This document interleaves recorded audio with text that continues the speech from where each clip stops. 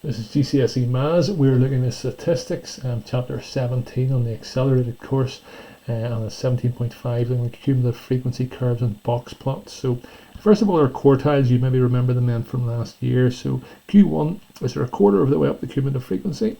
Q2 is the median, halfway. Q3, which is the upper quartile, is marked then 3/4 of the way, and our interquartile range is Q3 subtract Q1. The interquartile range gives a better indicator of the spread of results as it eliminates any extreme values. Table below shows the masses of 60 objects in grams. Plot the cumulative frequency curve. I've just realised on the other side that I've used kilograms, so let's use up the grams just very quickly. I'm going to jump back.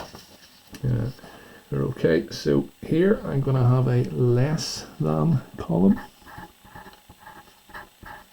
So we're trying to find how many then are less than 20, less than 40, less than 60, less than 80, and less than 100. And here then we're going to have our cumulative frequency. So how many are less than 20? We're going to have 5. How many are less than 40? It's going to be 5 plus 13, so it's going to be 18. How many are less than 60? It's going to be, why can I not do that, some 39. How many are less than 80? 39 plus 14, which gives me 53. And then this last one then adds obviously up to 60. And then plot a cumulative frequency curve. So I've got a head on that one, and you might want to too. You might want to pause the video, but I've set up my scale. So every 4 squares was the best I could do up the side here. Gives us 10, so that means each square must be 2.5. Then going along the bottom, every 5 squares is 20, so 40, 60, 80, 100. That means each square then must be 4. So that works out okay, and then I can plot my points as best as I can. So I need to flick back and forward. Of course, I put my labels in as well, which are important. So at 20, I'm going to plot 5, and at 40, I'm going to plot 18. 20 is going to be at 5, and at 40, it's going to be 18. So that'll be 17.5 there. So 18 is just above it. 60 is 39 and 80 is 53. So 60 is 39.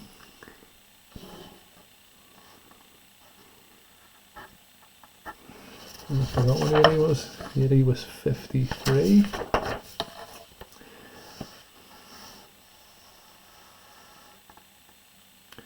So there's 52.5, so 53 is going to be just above. And then 100 was my 60.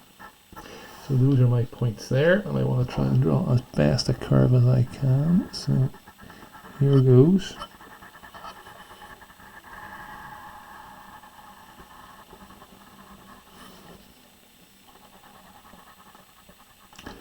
That's why I end up then with something that looks a bit like that. So that's not too bad. So that's my cumulative frequency curve drawn. Let's see what else then they want us to do. Just one wee thing people mess up. Sometimes people plot 0 at 5, and that's going to get you the wrong answers. Just be careful there. Use your cumulative frequency curve to estimate the median. You can see it there. Estimate the median and the interquartile range. So median, of course, is going to happen at 30. You don't be writing down 30. 30 is not the right answer. But we want to go across then.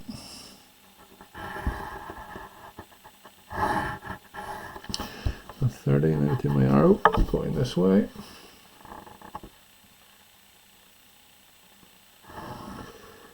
And then down here. So I think that's 40 and that's 60.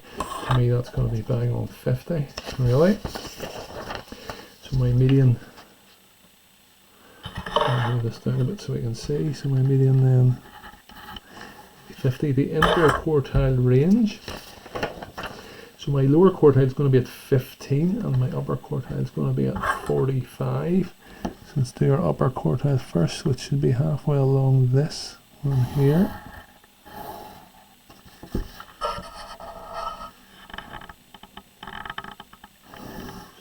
somewhere in and around there.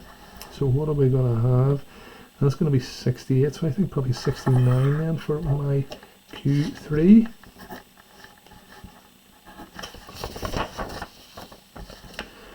So right here then Q3 equals 69, and then Q1 is going to go across at 15 and then down. So oh, I've made a mistake. I've made a mistake, sorry. Halfway between 10 and 20, so we're on this line here. We'll go back and fix that one in a second. A mistake. Okay, and this is my Q1. You've maybe spotted what I've done. So that's 20 to 40, so it's going in fours, isn't it? So we're 4 shy, so it's going to be 36 then for Q1, and then we'll fix the other one.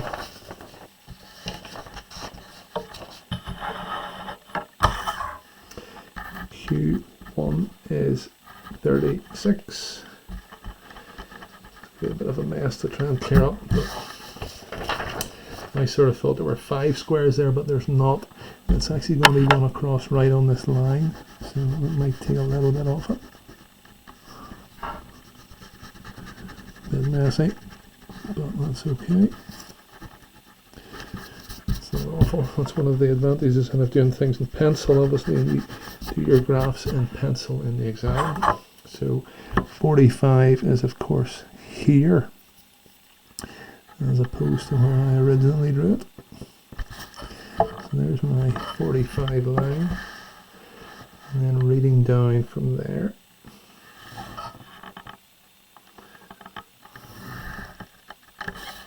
So we're there, so that's 64.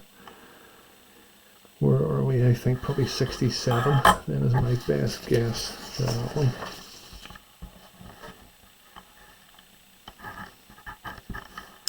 And so my interquartile range is of course Q3, take away Q1, which is going to be 67, take away 36, which is then going to be 31. And effectively what we're saying is that 50% of the objects are in between 36 and 67. So that's what we have. Part C, don't miss it there on the top of the page on the other side. Estimate the number of masses between 30 grams and 70 grams. So we need them to kind of go up here. So 30 is going to be halfway, isn't it? If I then going up again and showing the examiner, because I got my arrow in there, I can't even see that. So going up, that's me going up from 30 and across. So 30 is 10, and then 70. Then from there, so 70. Goodness, where's the mess here? So I think we're going up here.